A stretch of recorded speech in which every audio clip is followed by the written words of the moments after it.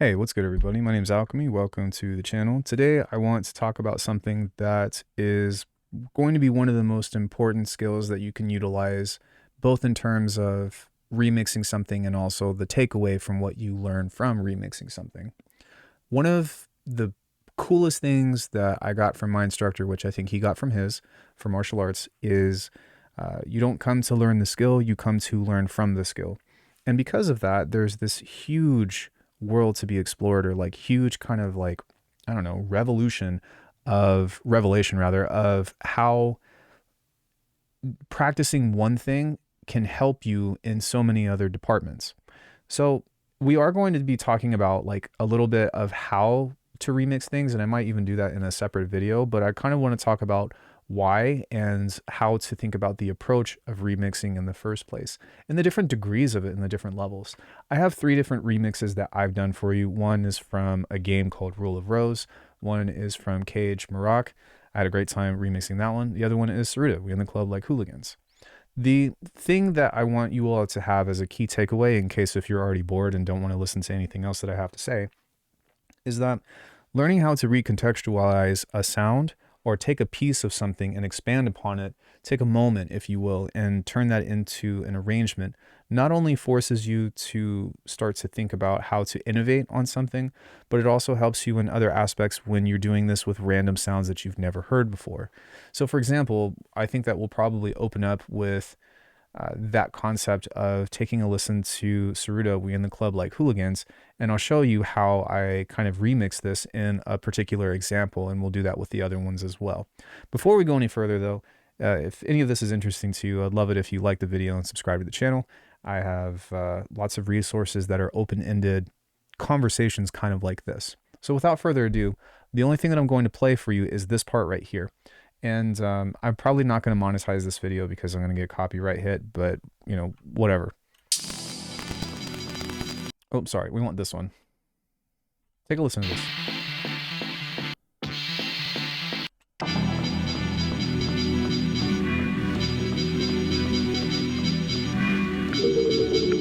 So this part right here was one moment that I heard, and I was like, that is the coolest part of this whole song for me. And the thing that's interesting about this is that you never hear this sound through the rest of the track. It goes in a bunch of other completely different places.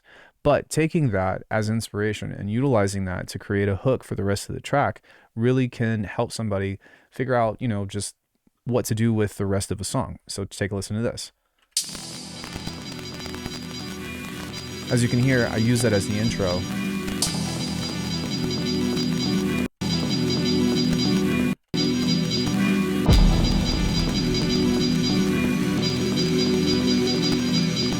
And so getting into the rest of the song, I'm going to kind of jump ahead a little bit more forward.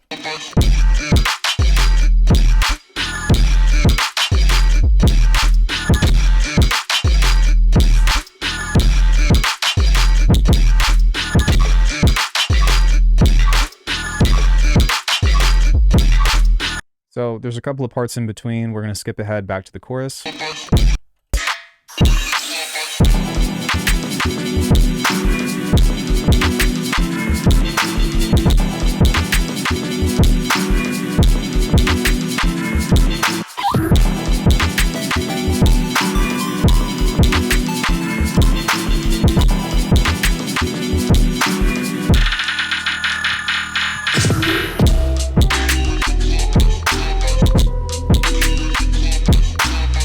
And so I want to talk about this part a little bit because within this section, I just harmonized and created a new piece of music both in this and this.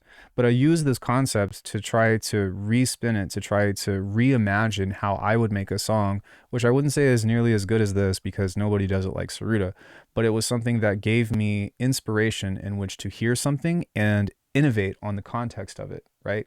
One small moment turned into an entire arrangement. And one of the most important things that I want to kind of discuss with you is the spectrum about what it means to actually remix and how far you can take it. I would say that this is probably one of the more extreme cases. Actually, maybe I'll pull one more up, which is the Pretty Wild remix that I recently did. But sometimes if you are just getting into remixing and stuff, like there's this scalability factor that you have in innovating on a track.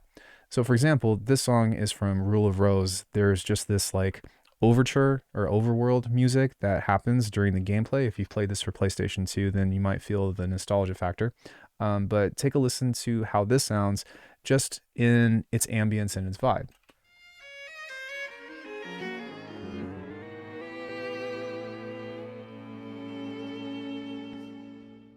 Mm.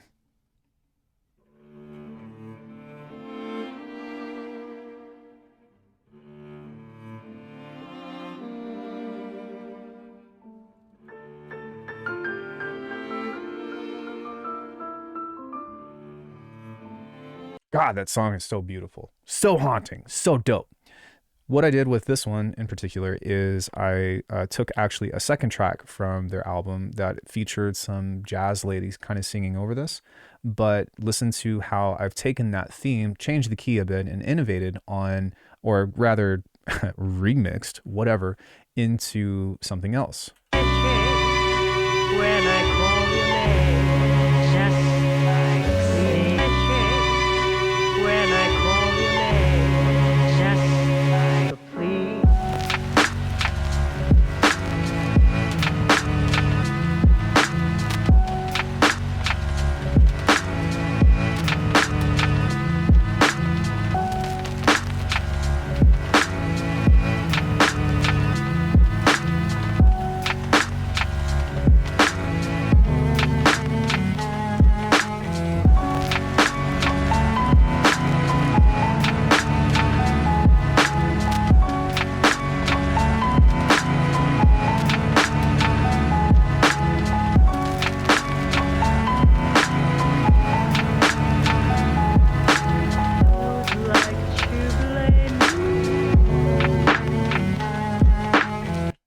So pretty. The reason why I wanted to talk about this one is because the amount of the track that I've changed, which is actually very little. The thing about it is that I kept the core feeling, right? The nostalgia and the melancholy. Like, I don't know about you, but this track hit me so hard with how somber it is, I guess, so to speak.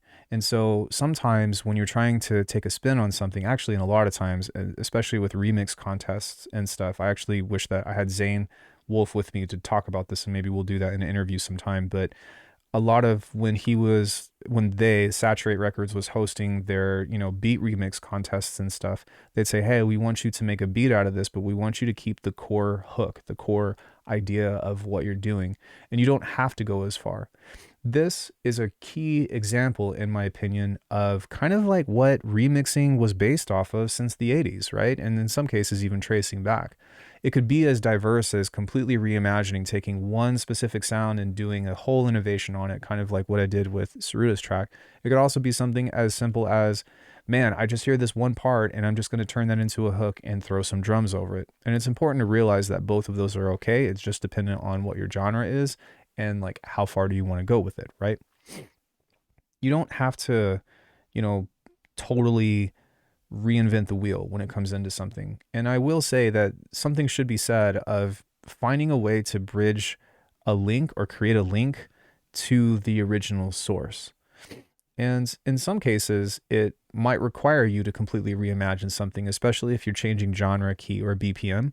But there still needs to be clues. There still needs to be something that's overtly obvious. And also depending on, what the intents and purposes of it are for. In my experience, remix contests and stuff, you kind of want to have the original concept be very clear. A great example of that is when I did a remix for Fyock, I think is how you pronounce their name. They're techno producers. And I did this thing to where it was breakbeat into IDM, into, something that even kind of sounded like trance, into whatever. And I submitted to them and I didn't even get the top 3. And the people that did get the top 3, they were just techno songs and hardly made any changes whatsoever. Just kind of, maybe change the drums or something. And those people won a huge prize. So, I definitely will say like your artistry should come first. But when you're approaching remixes, it's more so about extracting the essence of what it is that inspires you about it, and then trying to reflect on either A, what comes out, or as what is necessary for you to make it feel like it's yours. And when it comes into making it feel like it's yours, it's that flair, that spark, that spin. You know, how many songs, especially for those people like me that were born in the 90s, are hearing stuff that was like, you know, that came out in the 2000s or the late 90s that are now being sampled, and we're like, wait, what the flip? You know, a great example of that would be Nicki Minaj remixing Sir Mix-a-Lot, or oh my gosh, I can't think of his name, but he remixed Shooting Stars. The dee da da da da. Corey really likes that artist. I'm so sorry I can't remember the name of that person. Or I just want to keep it all night, something like that. But it's a remix of Better Off Alone, and those are things that we kind of automatically associate and relate to, as they did back in the 70s and stuff. That or people born in the 70s when the music came out in the 80s and 90s, being like, whoa, hold up, you sampled that? Karma. No, I'm just kidding. But taking that essence and utilizing that and creating that sense of familiarity along with, you know, something new, so to speak. Now, how does this relate to outside of remixing? I want to talk about one more remix very quickly, and this one was actually really special to me because the middle ground that I found was something that is not quite like this, but something that was, and not quite like this, but something that's in the middle. And that is my remix that I did with Kage's track. So we're going to play a little bit of Kage's track, and then I'll show you what I did as the remix contest, which I got 5th on that. Shout out to Zayaku, because he's the person that won. He's a local and lives in my hometown. I see him from time to time. Great person. But check out this.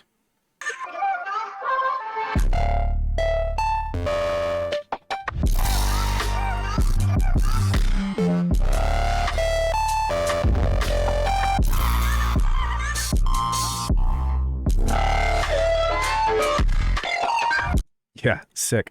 Shout out to Kage. Kage has been on the channel several times. He is a huge and iconic member from Saturate Records, and if you have been on the channel at all, you'll know that I absolutely adore him and have nothing but the highest amount of respect for him. If you like my drums, you like my sounds, guess who that comes from? Mostly him. That being said, this is my version of how I flipped that main section.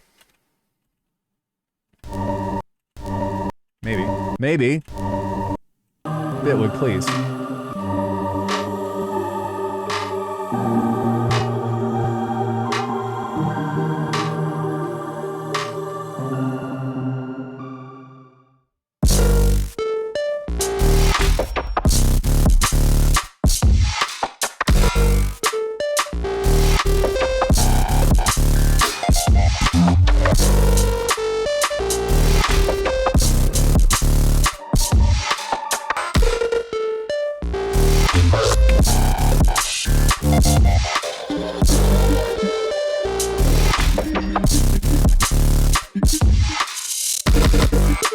And so with this, you'll kind of notice that it doesn't sound too different from the original source, but you'll notice that in some cases, especially with this part, it's very tamed.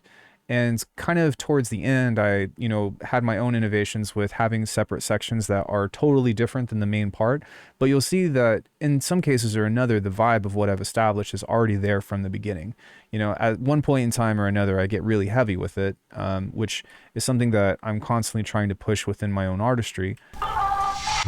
But it's represented in a way that was different than how heavy the original already was.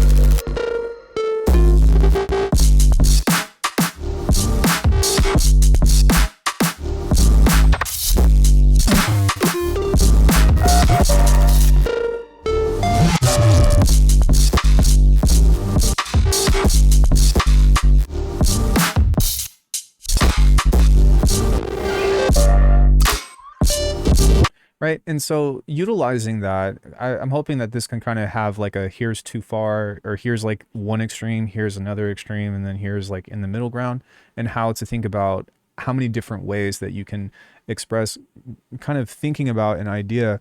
And I'm sorry that it's taken this long in the video to kind of get to the point, but there's so much to cover with this that I still feel is important to discuss before I end the video. And that is, how does this all relate to the actual main theme of what I'm talking about? Well, the thing is that in every single one of these that I've had, there was something that I extracted, right? There was something that I pulled out. But in order for you to be able to do that, and hold on, let me back up. I think that if you start with remixing, it's going to be easier for you to cultivate how to hear hooks out of your everyday life with things that don't necessarily have an identity behind it. If you recall, sometime last year, maybe it was in 2023, I uploaded this video of a talking head of how to be resourceful, right? And that is how to make something musical out of anything. You can utilize this whole thing that I'm kind of like tossing at you and not doing a great job of being eloquent at. Apologies. In the same way that you can do this with a loop, in the same way that you can do this with a mud pie, and the same way that you can do this with any piece of sound that you toss in the DAW, or any piece of sound that you export, import, whatever. So, you know, an obvious answer of that would be like, yeah, let's say we just like toss in one of Zane's samples, right? And we use this and we, you know, try to cut it up and rearrange it in a way that creates a new hook or a new idea. We can also do something that is more abstract, let's say with something like rolling sampler. Let me find something in here. Is this named? Yeah.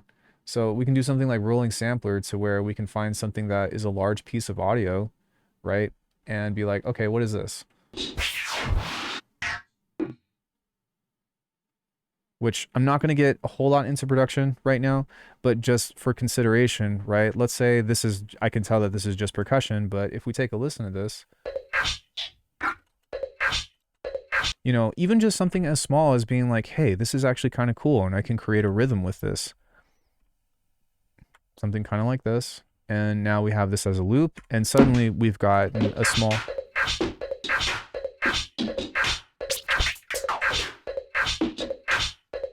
You get what I'm saying? And so because of that, sorry about that.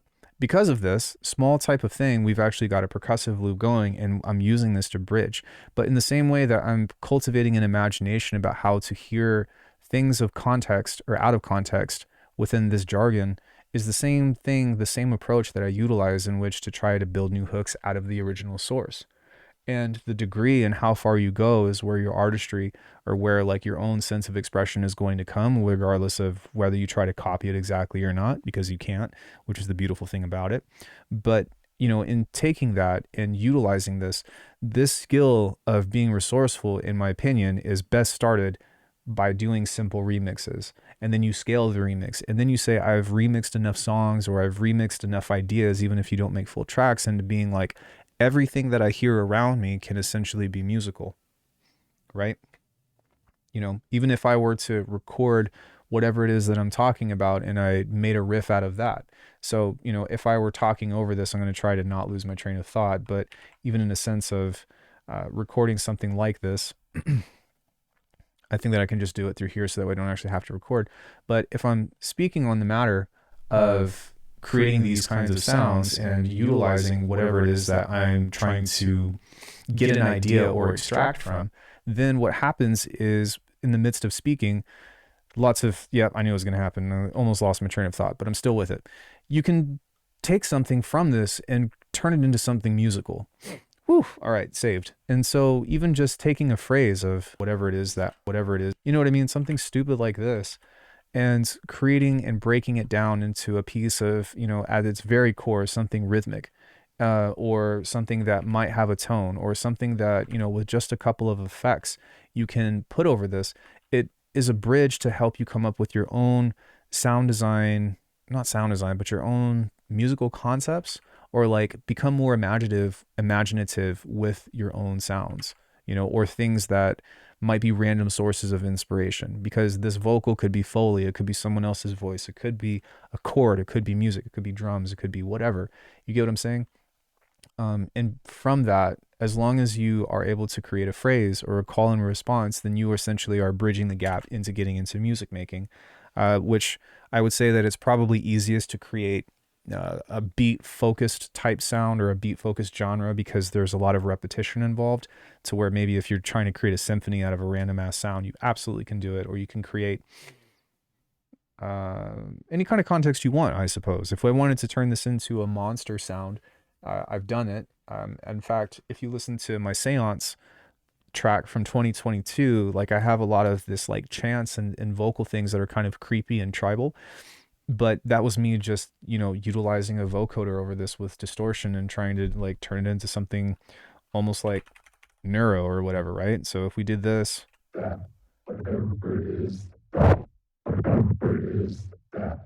right, it's already creepy.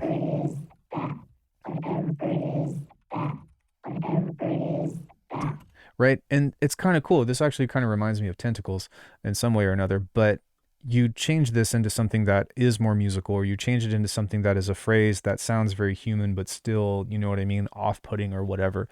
And now I've got da, da, da, da, da, da, da, da. And I start trying to play with those ideas to build around it.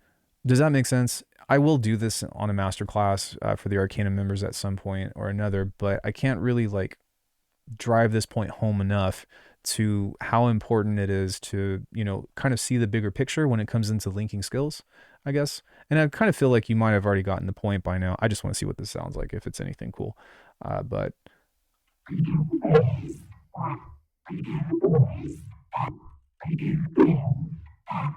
right.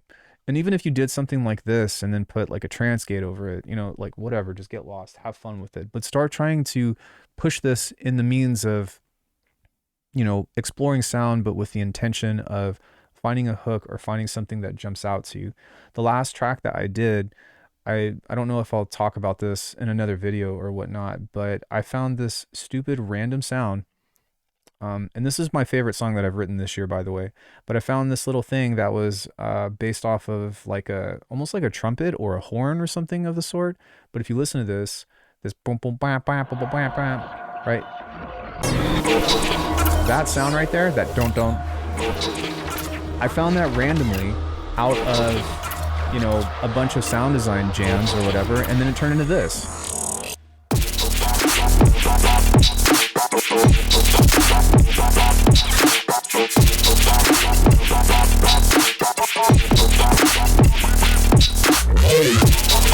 So you get what I'm saying, right? Like you use this as a building block to help you already take something that's musical as a stepping stone, and then you need to try to see the bigger picture about how you can start to source that from other surroundings that might not necessarily be already contextualized in the world of music. It's all sound, it's all audible. Anything can have, you know, anything can become a song if you're open-minded to it. And now that you understand that, I challenge you to find something to either remix, you know, on any of the scale, right? I don't really care about how crazy it is or how simple it is. You know, if you just take a sample and you throw some drums over it and that's the best you got, like you recontextualize something, you applied whatever kind of imagination that you had in that moment. And as you continue to do this, you'll continue to get better at it, and you'll be able to go deeper if that's what your plan is or that's what your desire is.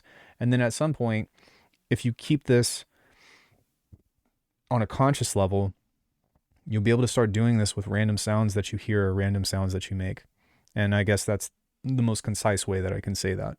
So in any case, hopefully that was helpful. I don't know. I wish I could have explained this video more eloquently, but it's a topic that's not the easiest to get through until I kind of like wade through the mud and figure out what I just said. So if anybody has any questions about anything, please feel free to let me know in the comments. If you have anything to contribute to the conversation, I would love to know as well. And if there's other topics that you want me to discuss on this level, I'd also like to know. But until then, check out alchemy.com for my music, for my sounds. I also do private lessons, and I hope that you have a wonderful rest of your evening. Bye, everybody. I'll see you in the next one.